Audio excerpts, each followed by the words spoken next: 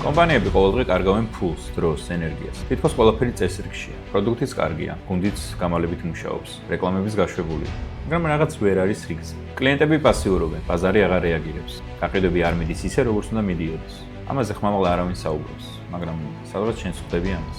მე უყურებდი შიდა სამზარეულოს წლების განმავლობაში. ხედავდი ბიზნესებს, რომლებიც ფიქრობდნენ, რომ პრობლემა რეკლამაში იყო, ან ფასდაკლებაში, ან ლოგოში. სინამდვილეში პრობლემა უფრო სიღრმისეულია. ისინი კარგავდნენ მოხმარებლებს არა იმიტომ, რომ ცუდი პროდუქტი ჰქონდათ, არც იმიტომ, რომ ცუდად ხუთავდნენ რეკლამას. არამედ იმიტომ, რომ მარკეტინგი აღიქმებოდა როგორც დამატებითი დეტალი და არა როგორც ძრავი, რომელიც აცოცხლებს მთელს ბიზნესს. რეალურად მარკეტინგი არის სისტემა, რომელიც მოიცავს მთელს პროცესს, პირველი შეხებიდან გაყიდვამდე, ბრენდის გაცნობიდან მომხმარებლის ერთგულებამდე. მე ვარ დავით შკოტუა, მარკეტინგის არქიტექტორი და სტრატეგი. აქ ვისაუბრებ მარკეტინგულ სტრატეგიებზე, კამპანიებსა და ბიზნეს პროცესებზე. გაიგებ, როგორ აქციო მარკეტინგი ინვესტიციად და არა თავის ტკივილად. და თუ ეს ყველაფერი გაინტერესებს, მაშინ გამოიწერე ჩემი არხი.